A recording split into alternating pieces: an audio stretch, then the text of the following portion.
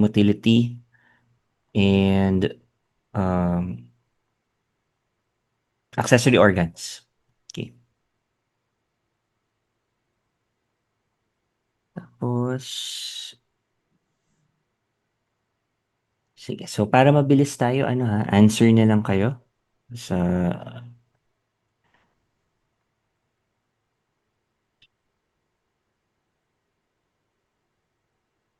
Okay. So, before we... Um, ay, sorry. Ba't ito? So, so before we start, sige, can anyone ano lang, briefly give us an idea of what the first case is all about?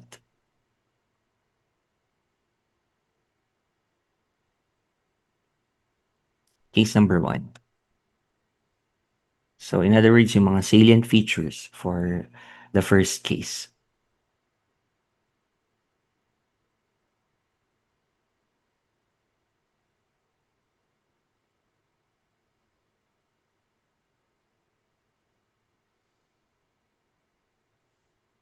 Anyone? Doc, ako na lang po. Okay, sige. For case number one, Doc, for patient information, the occupation of the patient, KSH, is a celebrity with a presenting complaint of difficulty swallowing both solid foods and liquids. There's also occasional regurgitation and weight loss of 10 pounds in the past 2 months.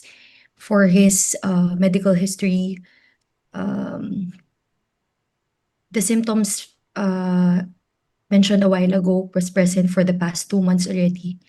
And um, weight loss was been noted by patient prompting consultation with a physician. And during the clinical examination of KSH, um,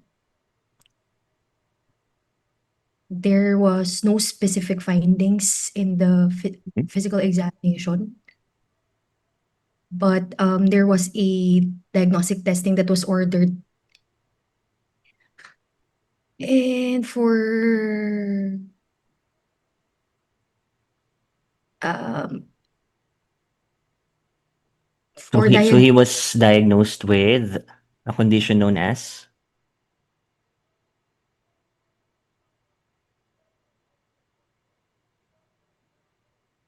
achalasia, Doc. achalasia. Okay. So in achalasia, there is failure of relaxation of the lower esophageal sphincter, such that the esophageal contents will not be able to pass through to the next segment, which is papuntang stomach. Okay, so yun yung main problem.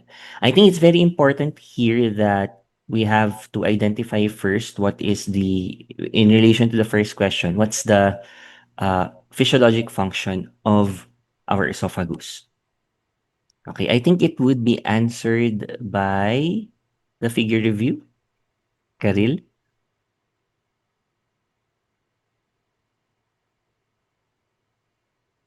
Yes po, Doc.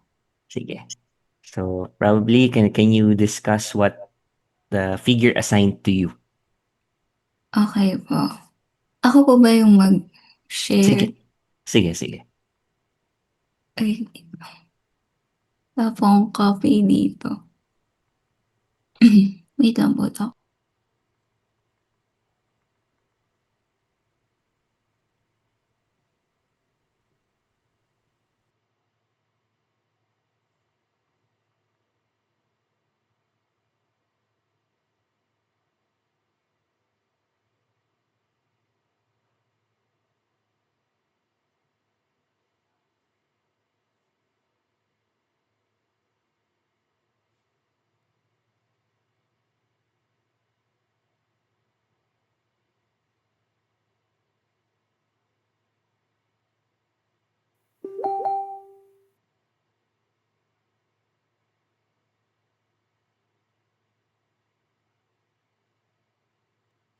Okay lang po yung ganyan, Doc. Yes, ha. Okay, wait.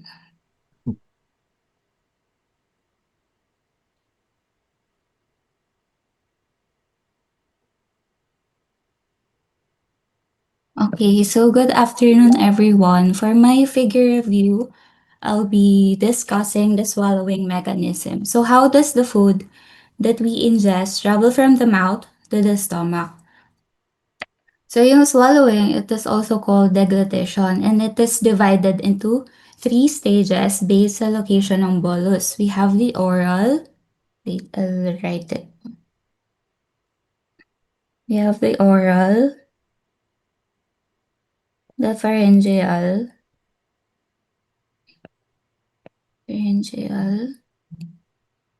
and the esophageal stages.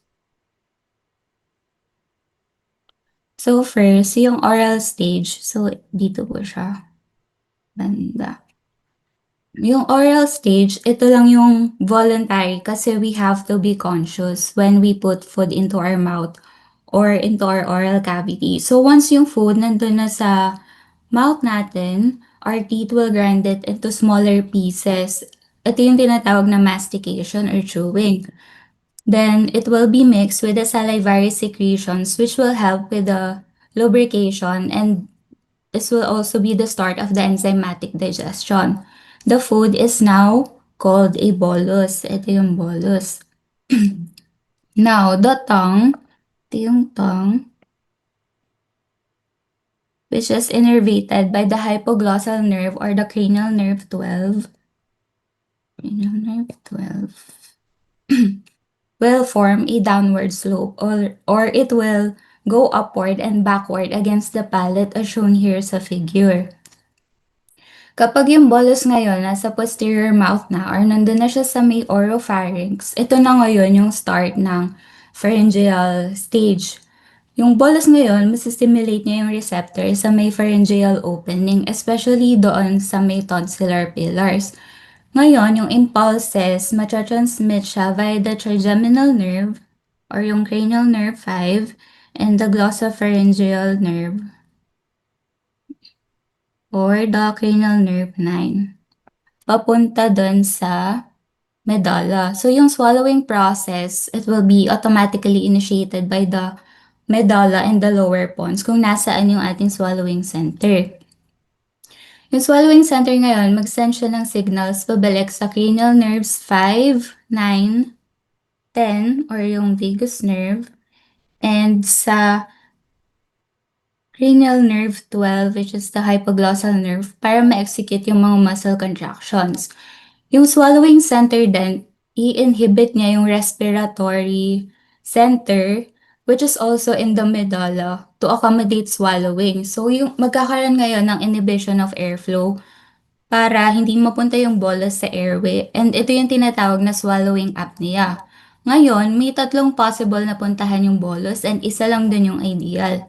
So what should happen para ma-ensure na sa oropharynx and then eventually sa esophagus mapupunta yung bolus? So first is to prevent the bolus from going into the nasopharynx or dun sa nasal cavity. So hindi siya dapat mapunta dito. Ang mangyayari, yung soft palate, so ito siya, and then yung extension niya, which is yung uvula, mag-e-elevate siya para ma-seal yung nasopharynx. So, innervated to ng trigeminal nerve o yung cranial nerve 5. So, dapat ma-seal to para hindi doon mapunta yung bolus. And the next naman is to prevent the bolus from going into the larynx or the voice box and then eventually papunta dun sa trachea. So, yung vocal cords, eto siya, kailangan niya mag-approximate or mag-close. And then simultaneously, yung larynx din naman, it will be pulled upward and anteriorly. Tapos yung epiglottis, eto siya, mag-fall down siya para ma-seal yung papunta dun sa airway. So, this would ensure na yung bolus sa esophagus lang talaga siya pupunta. And then, yung upward movement din ng larynx, it will cause yung enlargement ng opening ng esophagus. So, yung upper esophageal sphincter, andito siya, yung sphincter. Magre-relax siya ngayon para yung bolus makapasok dun sa esophagus. Ngayon, yung muscles naman sa pharynx, magko-contract siya beginning superiorly papunta sa esophagus through peristalsis, which is innervated by the vagus nerve o the cranial nerve 10. So, ayan, innervated siya ng cranial nerve 10. Sa peristalsis ngayon, yung muscles behind the bolus would contract while the muscles in front would relax so that the food will go down. Yung sa last stage naman, andito na tayo sa may esophageal stage. So, esophagus, yung dadaanan ng bolus from the pharynx into the stomach through peristalsis. And merong dalawang types ng peristalsis. Yung primary peristalsis, which is yung continuation lang ng peristaltic wave coming from the pharyngeal stage hanggang sa makarating ng stomach. And this would take approximately 8 to 10 seconds. Dito magre-relax ngayon yung lower esophageal sphincter, which is also innervated by the vagus nerve. And this would allow yung entry ng food sa stomach. Then yung secondary peristalsis, nangyayari lang siya kapag nag-fill yung primary peristaltic wave na ma-deliver lahat ng bolus completely into the esophagus or kapag nag-distend yung esophagus kasi na-stuck yung bolus. This is initiated by the mesenteric or the Auerbach's plexus under the intrinsic neural innervation. So, under siya ng enteric nervous system. And this will be transmitted naman through yung vagal afferent fibers papunta sa medulla and then pabalik through the glossopharyngeal nerve and the vagal efferent fibers naman. So once malapit na yung peristaltic wave sa dulo ng esophagus, yung lower esophageal sphincter makaka-receive siya ng inhibitory signal mula sa vagus nerve para mag-relax siya so that the bolus can enter the stomach. Normally kasi, yung lower esophageal sphincter, it is tonically contracted to protect the esophagus from the acidic gastric secretions. And may portion din sa lower esophagus na nag-extend sa stomach and it acts as a valve to prevent the reflux by making sure na yung high intra-abdominal pressure would not force the stomach contents back to the esophagus. So to summarize, the swallowing mechanism or deglutition, again, it consists of 3 stages, yung oral, pharyngeal, and esophageal. So yung oral stage, ito lang yung voluntary stage kung saan yung bolus, ipropropel niya yung tongue, ipropropel niya yung bolus papunta sa oropharynx. And once yung bolus, na-stimulate na niya yung sensory receptors dun sa pharyngeal opening, dito na trigger yung involuntary swallowing reflex. So, under yung coordination ng swallowing center, yung bolus, mapupuntang siya ngayon sa oropharynx and then eventually sa laryngopharynx. Tapos, during this transition, may mga protective mechanisms na mag-occur. Diba yung soft palate, pati yung uvula, mag-elevate siya to block the nasopharynx or para hindi mapunta sa nasal cavity yung food. And then yung larynx naman, it will go up. And then yung epiglottis, i-cover niya yung airway. Then finally, kapag yung bolus nasa may esophagus na, it will be driven toward the stomach by the peristaltic waves. And that's it po for my figure review. Thank you. Okay. Sige. So, thank you. Any questions from the students?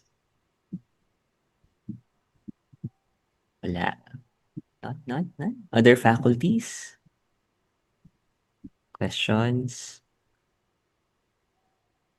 Dito ba sila? Clarify ko lang. Ayun. Ano ulit yung gagawin ng epiglottis?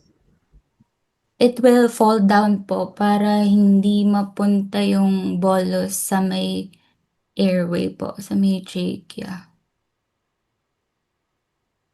So, magko-close po siya. Iko-close niya po yung daan papunta sa trachea. Sa may airway po.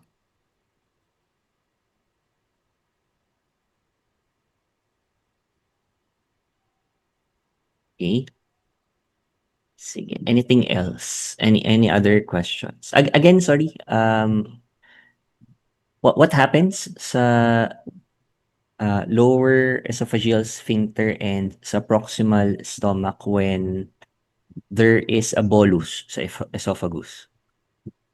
So, masisense po nung sa lower esophageal sphincter kapag may incoming bolus or liquid na po. So, it will relax po. Same with the upper portion ng stomach. So, magkakaroon po ng receptive relaxation to Okay. accommodate the bolus po.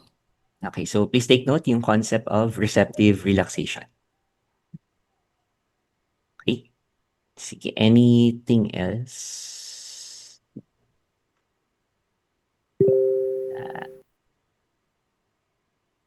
Okay.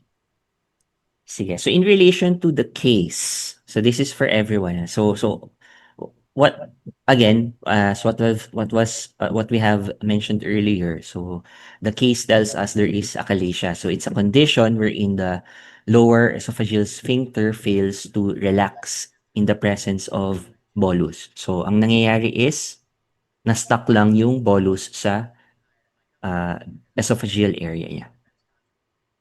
Okay? Sige, what else? Although not related sa GI talaga, but clinical, another application is if you have conditions that would affect the medulla, sa neuro, sa medulla, so it could, it could affect the swallowing center.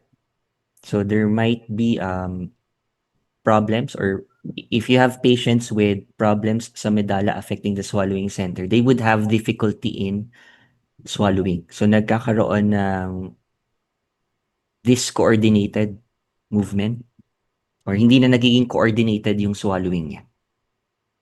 Yan. Okay. So pwedeng mapunta yung bolus sa airway, for example. So pwedeng mag-choke yung patient, gano'n. Okay? Sige. So thank you. So wait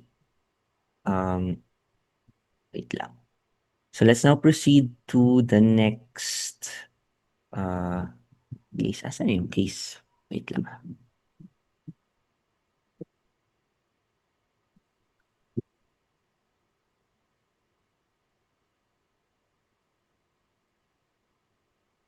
Okay, so case number 2, what is it about?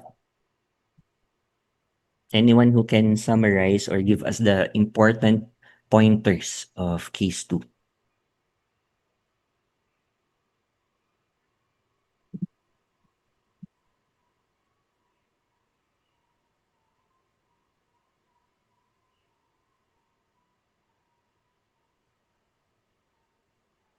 One, magtawag tayo. Panalang po, Doc. Sige. So for case number 2 po, it's a case, the name of the patient is RJ. He's a medical student, and then his primary chief complaint, meron po siyang episodes of indigestion, and then with the symptoms that was described in his case, there's a burning and there's dull ache in the stomach. So may improvement ng symptoms with food intake, tsaka over-the-counter antacid medication. Pero yung kanyang dietary habits po kasi, he's fond of eating spicy foods, tapos dairy products, and then he's also consuming around more or less 3 cups of coffee per day. So with that said po, yung physical examination findings with RJ, there is epigastric tenderness. Tapos po yung kanyang diagnostic test and results, there's serologic test and 13C urea breath test. However, both naman po yun naging negative for Helicobacter pylori infection. But with the endoscopy, it was confirmed po that there's a presence of a duodenal ulcer. So ang suggested treatment po is the proton pump inhibitor and then antacid also if needed. Thank you po. Okay. So before we go into the guide questions, what are the primary functions of our stomach first?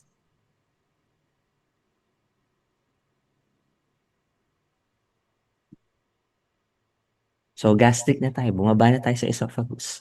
Ano yung main function of our stomach?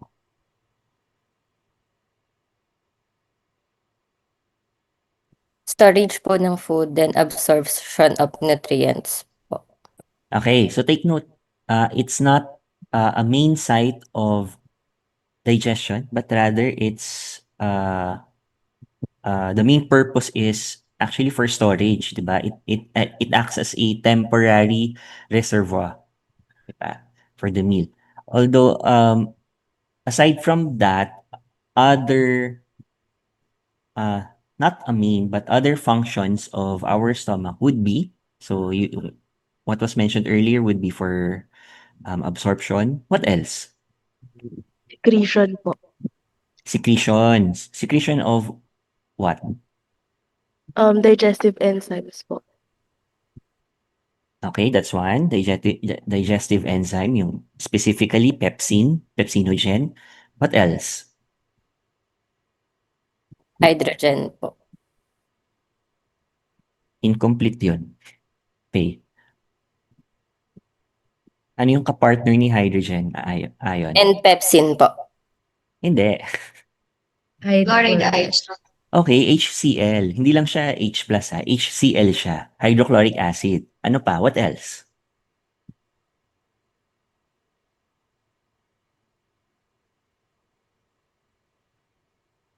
Gastric lipase.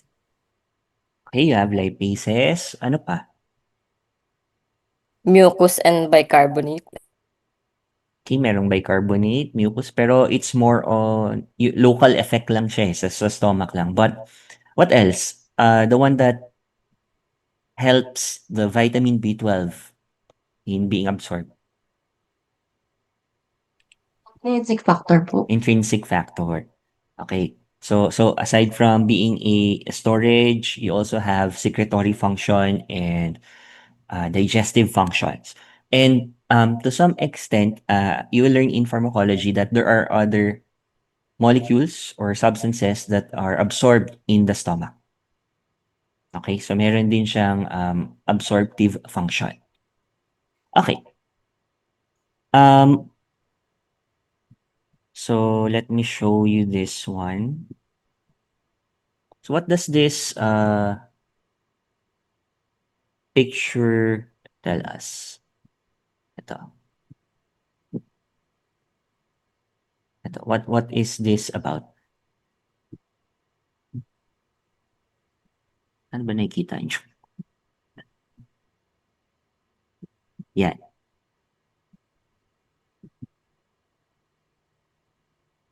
Dapat pala ito na lang yung isa kong figure review, no?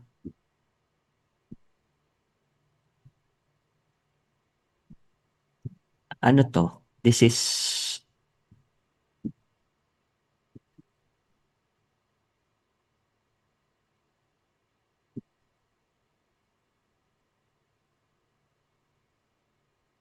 tawag tayo. Josephine Saroka. Ano po? Gastric secretion po. So, how does gastric secretion happen in our stomach?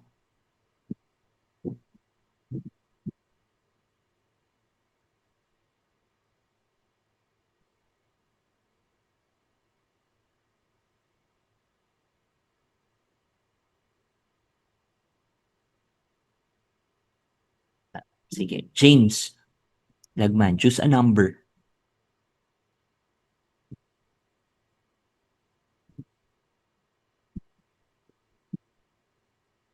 Di ba si James? James, number.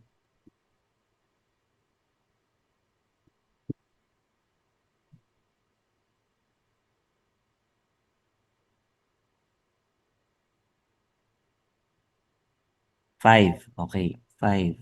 Galing sa from the bot. 1, 2, 3, 4. Okay, Mariel?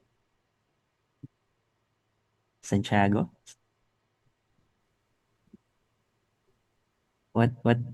Um, how would you explain yung mechanism of gastric acid secretion?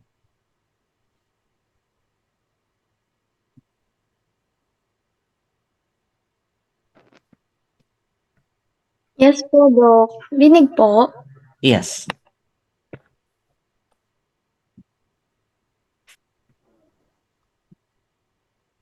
Um, Bali yung mechanism po, Doc, Yes, yes. So, ito pong gastric secretion, nagkakaroon po ng generation of protons.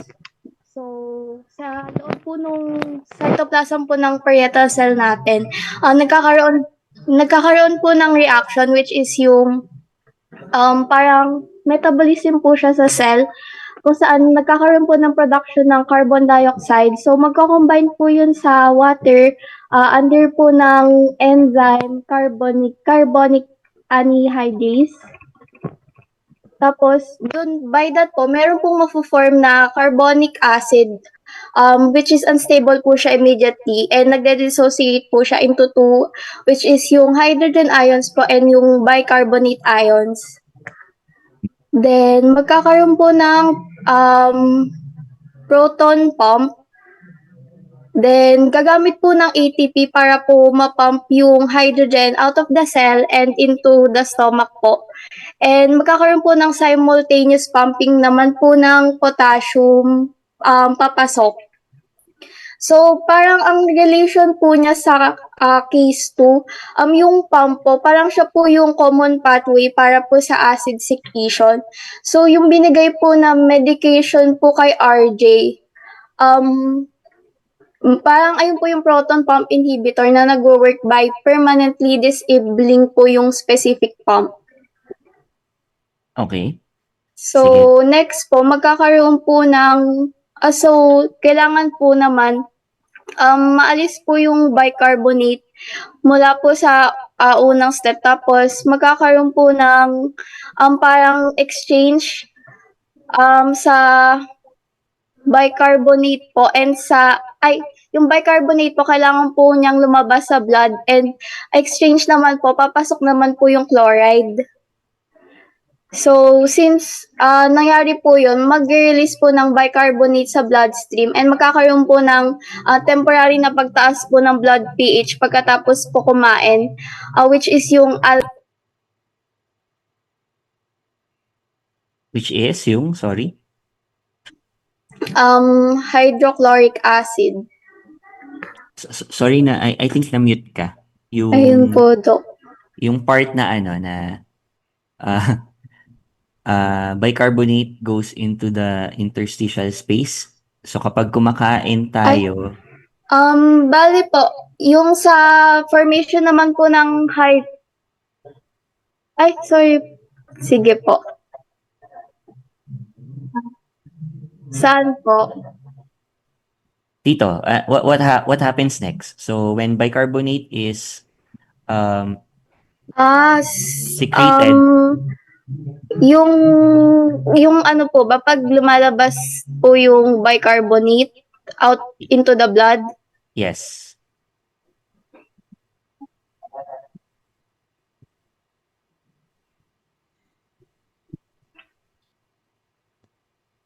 Ay, nawawala siya. gumagamit po ng antiporter para po Okay. maswap yung bicarbonate into the blood. Tapos, ang kapalit naman po niya is chloride papasok. Okay. So Tama po ba? so dito, 'di ba? So you'll have increased bicarbonate Ay, dito, which Rinig po. Sorry, nawawala po ata. Apo. yeah. Ang bali po, sa anti-porter po, since gumamit po nun, yung bicarbonate po, lalabas po siya sa blood,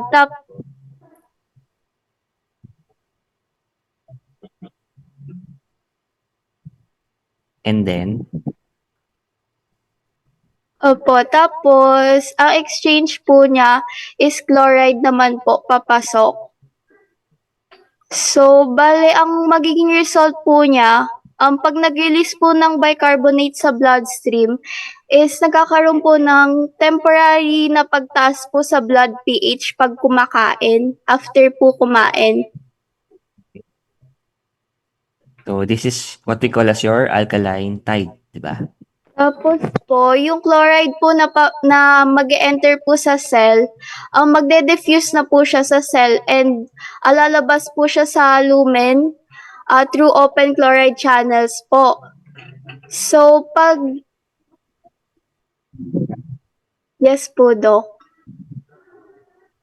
Then, kapag po nasa lumen na po, nasa loob na, yung hydrogen ions po and yung chloride ions, magko-combine na po sila para po mabuo yung hydrochloric acid po. Okay, sige. Thank you. So, it was mentioned earlier, this is the proton pump, right?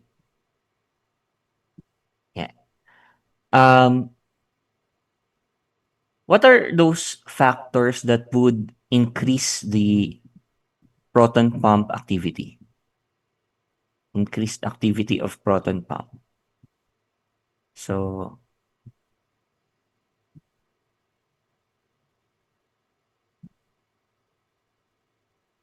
sorry, naririnig ba ako?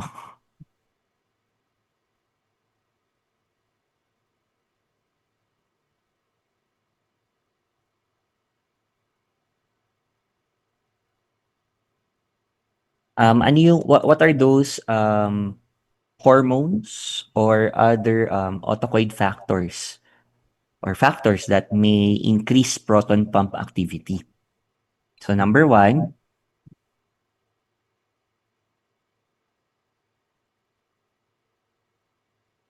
Gastrin po, Doc. gastrin. Okay, gastrin. What else? Acetylcholine po. Okay, acetylcholine, Vitamin po. histamine. Okay.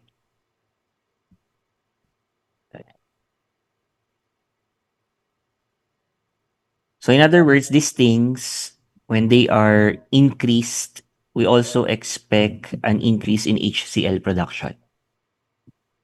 Okay, so in this case, in case number 2, what was given was a drug that would block the proton pump. So it's your proton pump inhibitor. So by giving that, you are decreasing the production of HCl. Sige.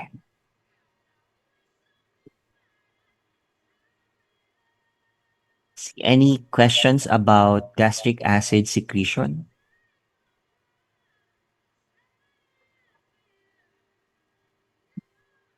None? Wala? Okay. Sige.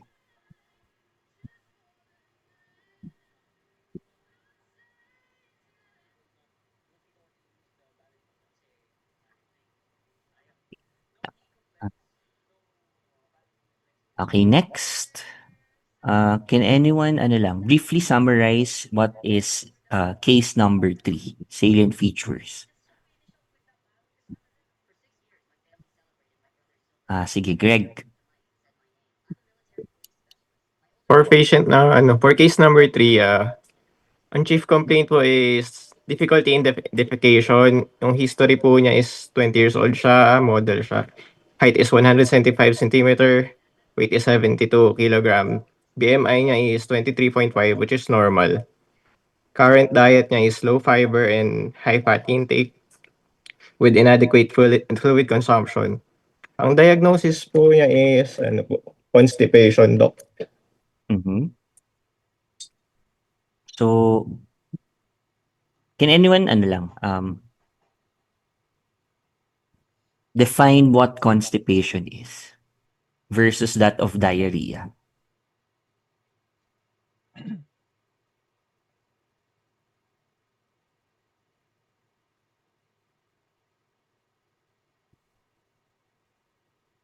Ano yung pinagkaiba nila? Pag sinabing constipation, ayun agad isipin nyo. Pag diarrhea, yun agad.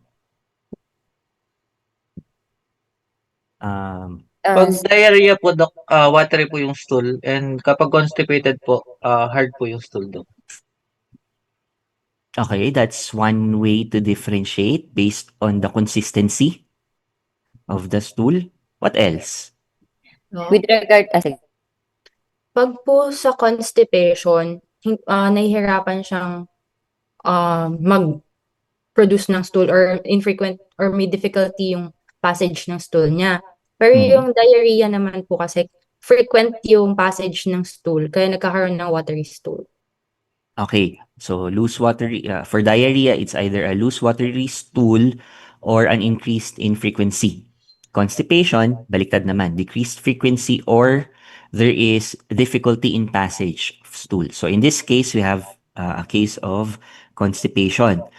I think related here yung first question with the figure review of sino nga ba yun? Next.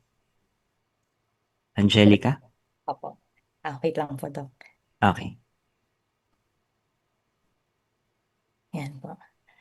So, these diagrams po illustrate the afferent and efferent pathways of the parasympathetic mechanism that enhances the defecation reflex. So, ano nga ba yung defecation? Defecations, under normal conditions, the rectum remains empty because of the resistance of the sigmoid rectal junction, and then when a strong mass movements forces feces into the rectum, the stretch receptors are activated and stimulated, producing the urge to defecate.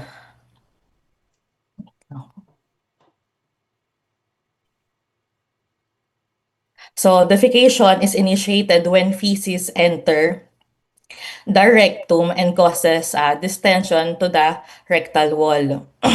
Yung distension na yun is kapag nag-stretch siya is nagtitrigger siya ng stimulus for the defecation reflex. So first po we have the intrinsic or the mesenteric defecation reflex, or mesenteric meaning within the walls po ng descending colon, sigmoid colon, and then the rectum, and also po the internal anal sphincter.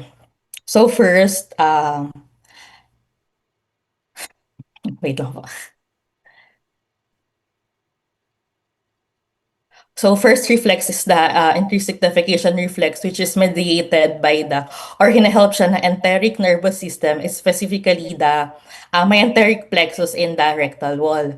So when feces enter the rectum, magkakaroon ng distension dito sa rectal wall, and then yung distension na yun is stimulate siya ng sensory signals to the afferent nerve fibers to the sacral segments of the spinal cord, specifically po S2 to S4, and then at the same time yung signals na yun is mag-act locally din siya through the mesenteric plexus located nga po dito sa walls ng mesenteric plexus.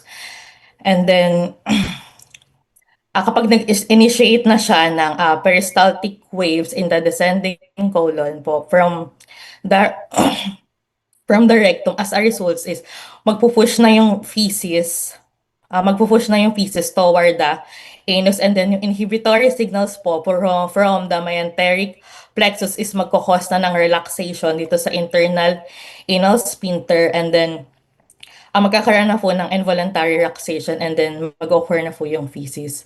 Para po kasi yung intrinsic reflex po itself is weak. Hindi siya usually sapat or sufficient para makapag-cause ng defecation alone. So next po is the parasympathetic nerve fibers. So yung parasympathetic nerve fibers naman is para maging effective ang defecation is kailangan nga siya ng help ng intrinsic reflex para makapag-reinforce ng parasympathetic defecation reflex.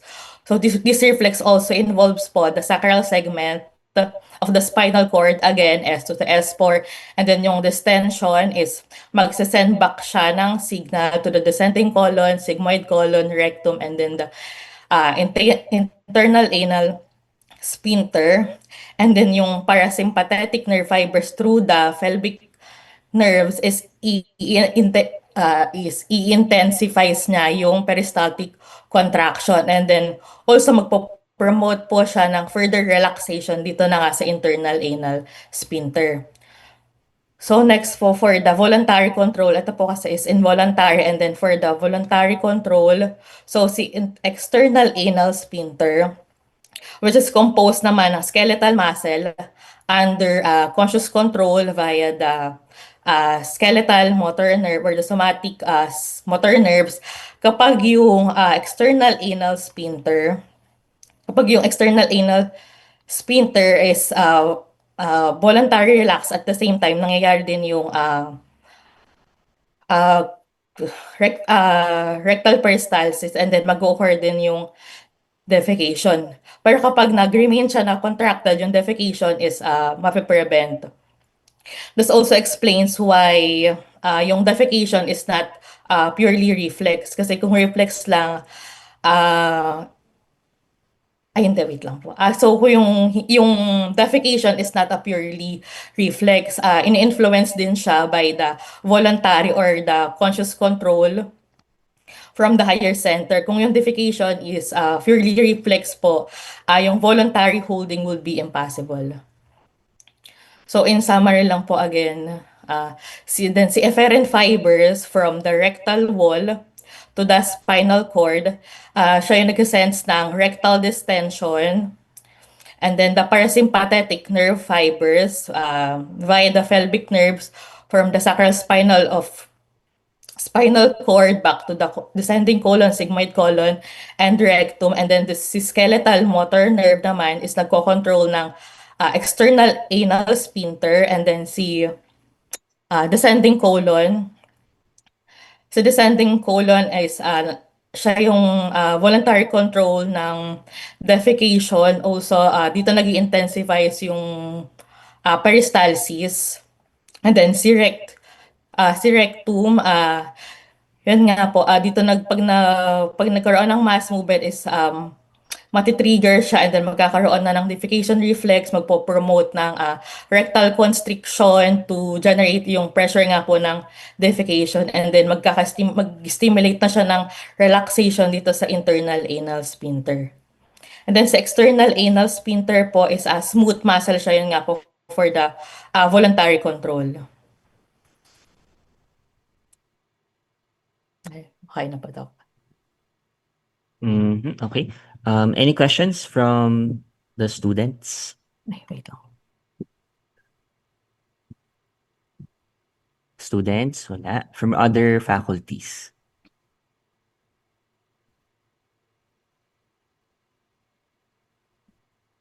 Wala. Okay, sige, question lang. I think incomplete tong figure na to. 'Di ba?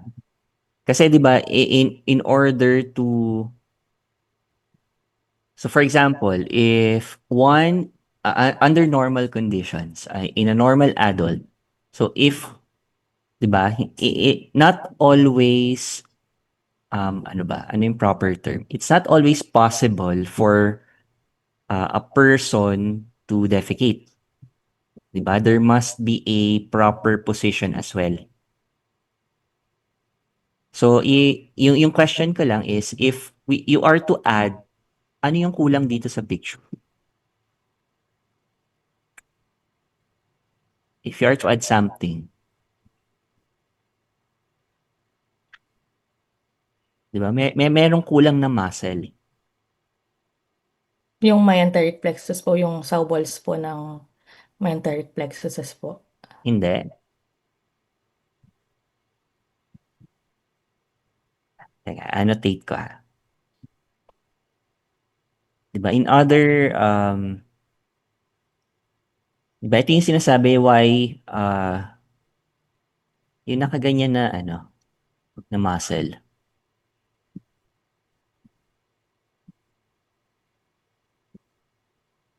Diba? Kaya, this is,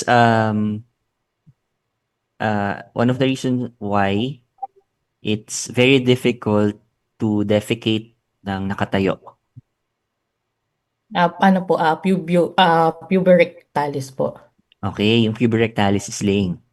So aside from yung defecation reflex, aside from relaxation of the external anal sphincter, you also have to relax yung puberectalis sling. And the way to do that is by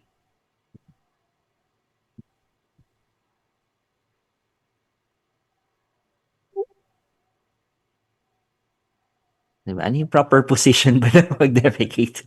Sitting po do. Okay, squatting position or sitting. Yeah. So yun lang naman yung point nun. Okay. But all the rest, okay naman. Sige. Okay Okay. po.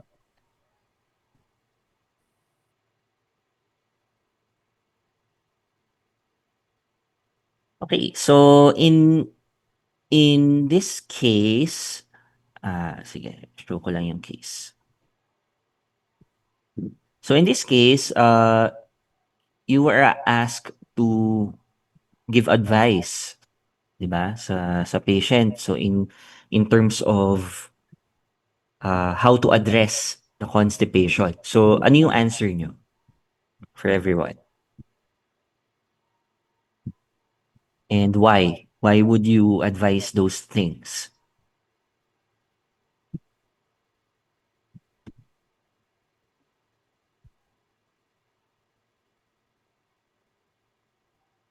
Sige, Kyle? Ang advice ko po is for ano po, limit po yung coffee consumptions po. Because po yung coffee po is yung coffee po kasi nagkakausa siya ng dehydration. So, pag nagkakaroon po ng dehydration sa katawan po is pinapromote niya po yung water po mas ma-reabsorb sa feces. So, kaya po nagkakaroon ng hard stool po. Okay, so sige. Clarify ko lang, the proper term is absorption. Diba? Ah. Water absorption. Kasi pag reabsorption kasi, it has something to do with the renal na. So water absorption, nag-i-increase yung water absorption if we are dehydrated. Okay, that's one. What else? Grace? Increase po yung fiber intake niya po. Kasi yung ginagawa po kasi ng fiber, inabsorb niya po yung water. Pero hindi po siya nadadigest, kaya nagkakaroon po ng bulk. So, since yung diet po kasi ng patient is mostly meat, yung ginagawa po nito is low residue, hindi po siya, or I mean, entirely na-absorb po siya sa small intestine. So, yung kailangan po nun is increase fiber para yung mangyari po is ma-stretch po yung colon walls. And without the stretch, yung myenteric plexus po, hindi po siya magbibigay ng signal for mass movement. Mm-hmm. And I think when you are advising an increase in fiber, it's also important that you tell your patient to increase the fluid intake. Kasi it would be useless or it may aggravate pa nga the constipation if not enough yung hydration ng patient. Okay? What else?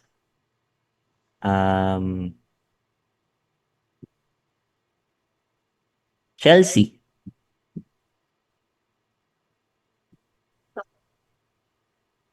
Sa akin, po, Dok. Sorry. Sa akin po, Dok, ang ninote ko po is adding yung physical activity po to help sa motility po sa colon. Mm-hmm. Okay, so increased physical activity. What else? Teka, hindi, naghahanap ako eh. Nathan. So, increased physical activity, increased yung fibers, increased hydration, decreased coffee. What else?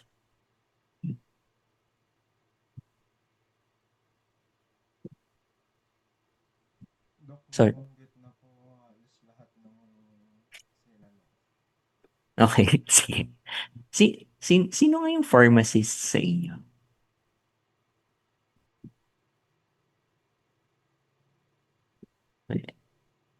Anyway, sige. There are medications din kasi that may facilitate the passage of stool, especially if there's constipation.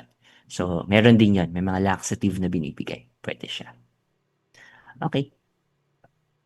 Sige. So, I think that's it for GI Physio 1. Yung other figure review sa ano na lang. So Thursday na lang, next week. Okay, so let's have let's briefly answer the formative? Teka lang.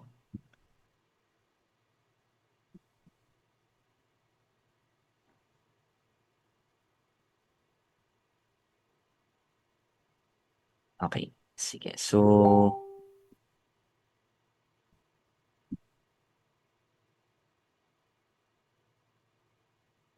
sige, let's answer. So, for first one, so, okay. Ay, sorry, 61 responses. Hindi ko yata natanggal yung last time. Okay, so location of Auerbach's plexus, that would be the muscularis layer. Okay? Ano yung, what can you find in the submucosal layer? Meissner's plexus po, Doc. Okay, Meissner's plexus. Okay. Auerbach's plexus, if it's in the muscularis layer, it's primarily for, what does it regulate?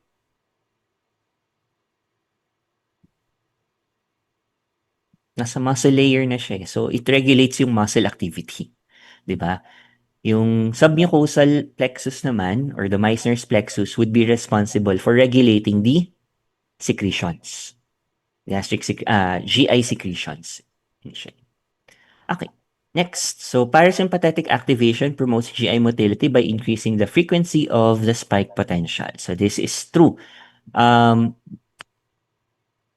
What's a spike potential first?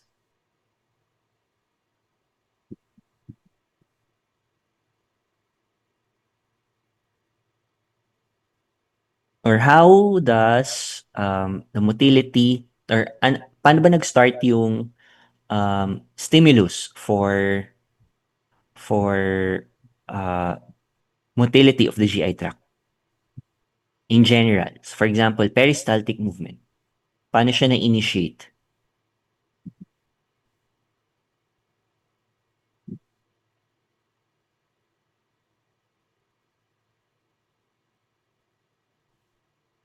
Anyone?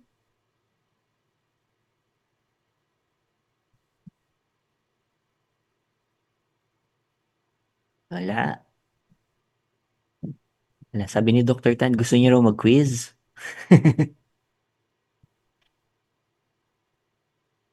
Sige, ano yung pacemaker?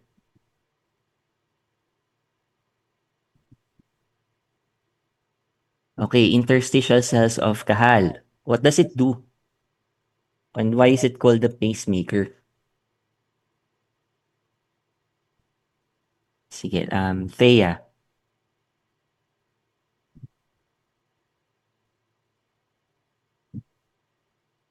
Thea?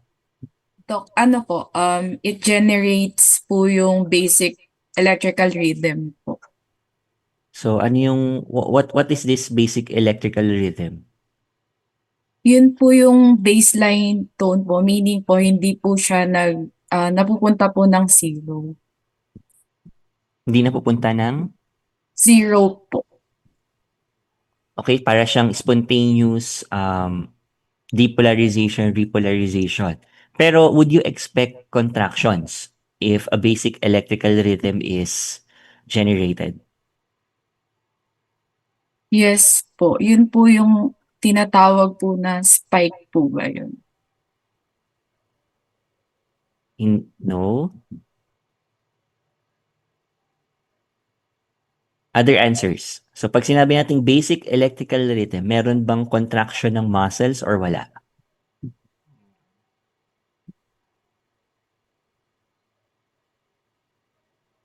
Wala. Okay, so ano lang siya? Nagde-depolarize, repolarize lang yung membrane. What generates or what causes the contraction would be the generation of a spike potential. Diba? Meron kang basic electrical rhythm, walang contraction, pero pag yung basic electrical rhythm, it goes up, so that's your spike potential, you'll have a contraction. Okay, and you have two things that increase or decrease this spike potential generation. So pag parasympathetic, you'll have increased frequency of spike potentials, which causes an increase in contraction of the muscle. So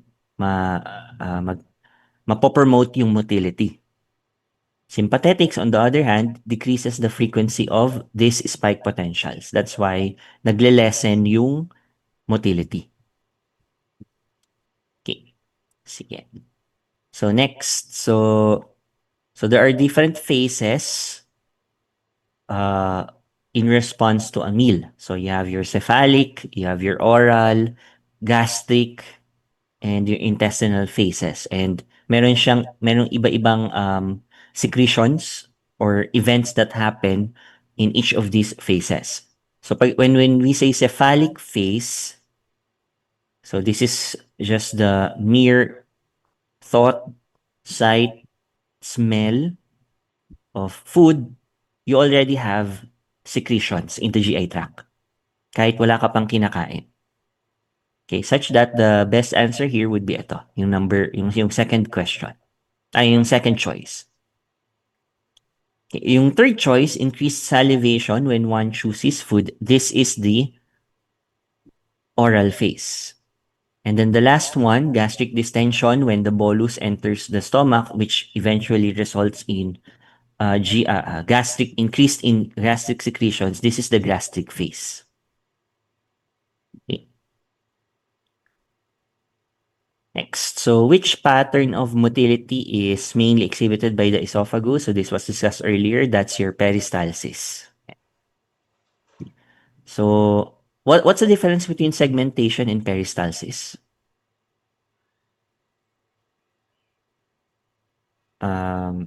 Juliana? Yung segmentation po, Doc, yun po yung mixing po. Mixing or churning. Peristalsis is? Yung coordinated na po yung movement po. So if I were to ask yung direction of the bolus, what happens to the bolus in segmentation? Magmo-move ba siya from proximal to distal or does it stay on its place?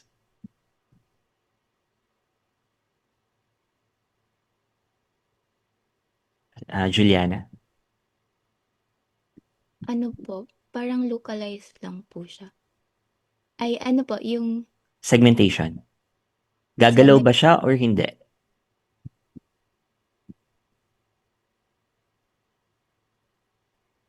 Diba? Sabi nyo, it's mixing or churning. Diba? So for example, ito yung bolus. The muscles on the proximal side and on the distal side, it would contract at the same time. Diba?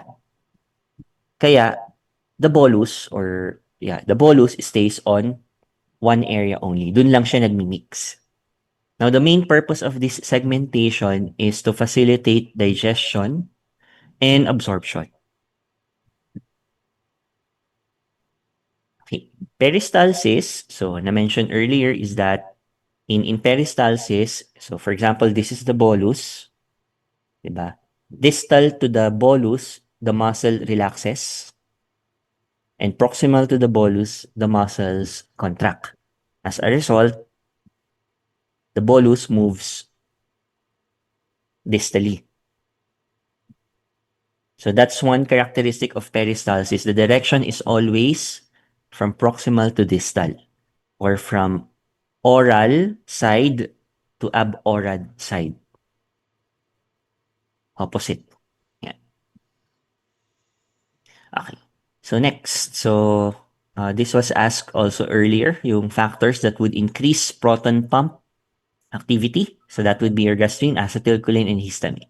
So epinephrine is sympathetic siya, so it decreases the activity of the proton pump. Okay? Next. So the ileocecal valve prevents the reflux of the ileal contents into the cecum. So what makes this false? Yung content po mo follow to ileum. Okay, so baliktad siya. So it prevents the reflux of the cecal contents. pabalik sa ileum. Okay? Sige.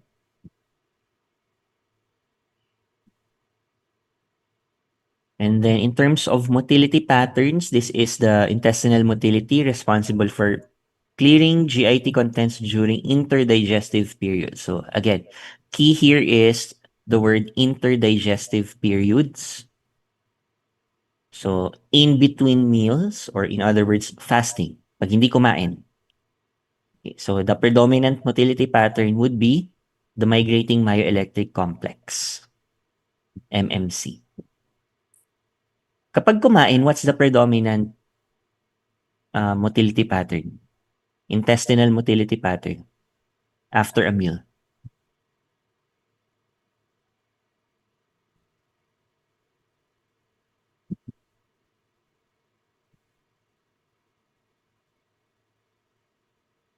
Kate?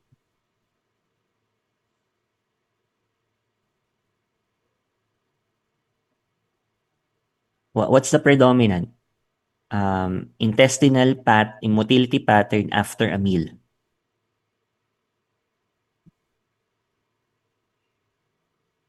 Hello po, Doc. Ako po ba, Doc? Yes. Segmentation po. Segmentation ba? Ano nangyayari kapag... Actually, hindi segmentation eh. Secondary lang siya. It's still peristalsis. Okay, 'di ba? When the bolus reaches the intestinal, the intestine, 'di ba? It will stretch the intestinal wall, thereby signaling peristaltic movement. Okay. So related to MMC, the hormone motilin. So this is the one that mediates or facilitates MMC, motilin. Okay. In the GI, there are several hormones that are important. So please take note. Motilin is one, gastrin, secretin, cholecystokinin, CCK. So remember those things. Okay. Next, so blank reflex explains the increased colonic motility when the food bolus enters the gastric mucosa. So this is your pumasok yung food sa stomach, so gastric. And the effect is increased motility of the colon. So in other words, this is your gastrocolic reflex. Okay, so please study the different reflexes as well. So merong orthocolic reflex, gastroileal, ileogastric reflex. So please study what happens in those reflexes. Okay. So any questions about motility and swallowing, gastric secretion, and the process of defecation? Doc, ako po may question po. Yes. Doc, yung sa yung sa third case po natin, yung sa may constipation po, hindi po ba masama lagi gumamit ng laxative? It depends on which type. Kasi there are laxatives that would stimulate and irritate the intestinal wall, and there are also laxatives that can cause dependence. Yan. Pero meron kasing types of laxatives na lang siya, yung it would coat the fecal material. Example would be mineral oil, yun. Lang siya, i-coat lang niya, kaya mas madaling defecate because of that. Ano po yun, Doc? Yung mga oral lang po, ganun. Yung syrup na laxative. One example is yung mineral oil, yun. Tsaka yung PEG, PEG, yun. Castor oil. Hindi. Castor oil is irritant siya. Okay. Oo. Kasi yung son ko po kasi, meron siyang redundant sigmoid colon. So, may difficulty po talaga siya na mag-poop. So, every time po, after 2 days or 3 days po, yun po yung nirecommend ng doctor. Lagi po kaming mag-Dulcolax suppository sa kanya. Ayun, So, okay. Dulcolax is para siyang emollient. It would coat the stool para mag-facilitate siya. So, Dulcolax, that's one example. Ano pa ba yung isa? Lactulose. Yun. Another example. Okay lang po yun pagsabayin. Ay, hindi. Siyempre, dapat under, prescribe siya. Baka naman masobrahan Bata sa po eh.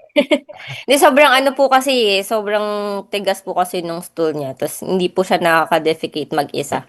Ayun, sabi ni Dr. Kakas, no, hindi dapat. Opo. Mm-mm. Pero okay lang po yung suppository. Every 3 days po. Pag wala po talagang movement ng stool. Pag di po talaga siya nag-poop. Yeah, if that's what the doctor gave. So, may naman yan, may rationale naman why. Okay po. Thank you po, Doc. Dr. Tan, anong coffee? Pang facilitate ng defecation.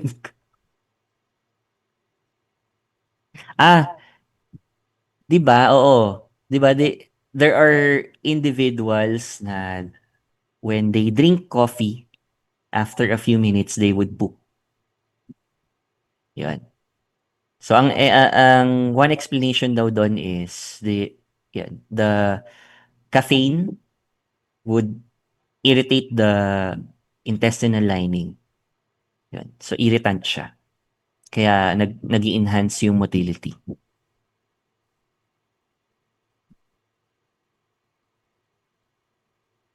May question dito.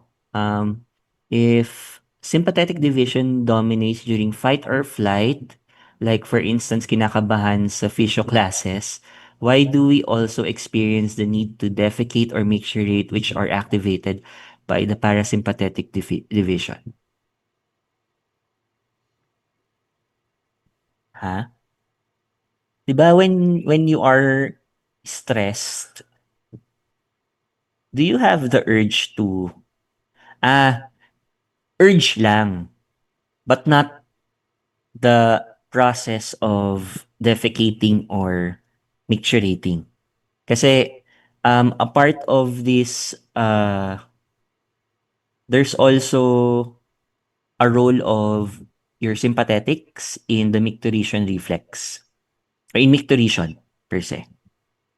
Yan. So meron din siyang role doon. Pero not necessarily na pag fight or flight, mag-urinate ka or defecate. Meron lang urge. Nafe-feel mo lang siya. Yan.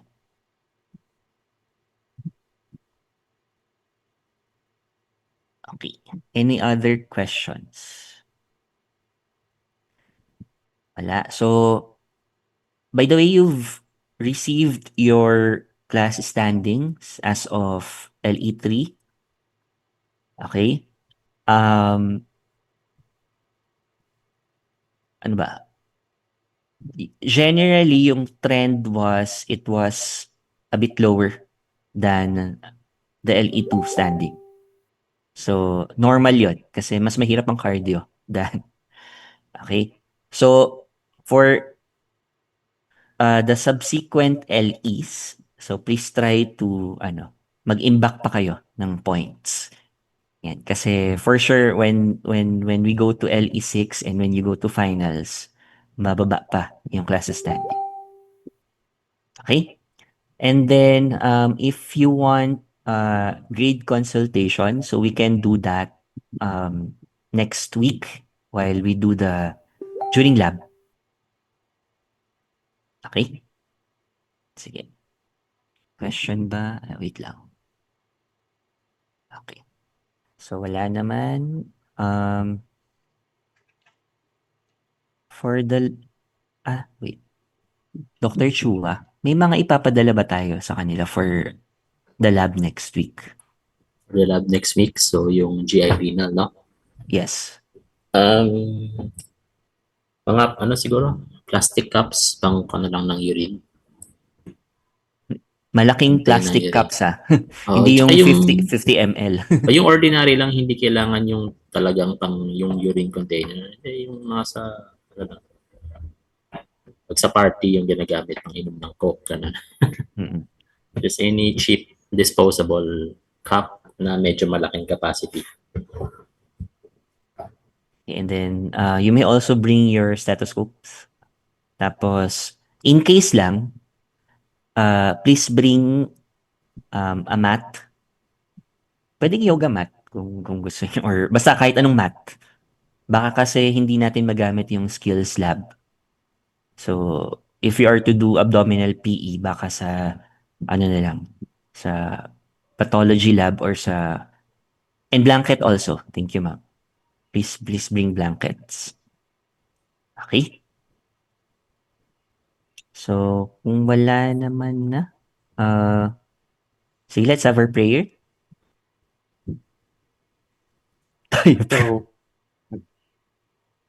Sige. Okay, so let's pray. So, Father in heaven, we thank you for being with us for this afternoon session. And we thank you for all the knowledge shared by our doctors. Lord, continue to grant us wisdom and knowledge and guide us and strengthen us up until the rest of the day. We ask these prayers in the name of the Father, the Son, and the Holy Spirit. Amen. Okay.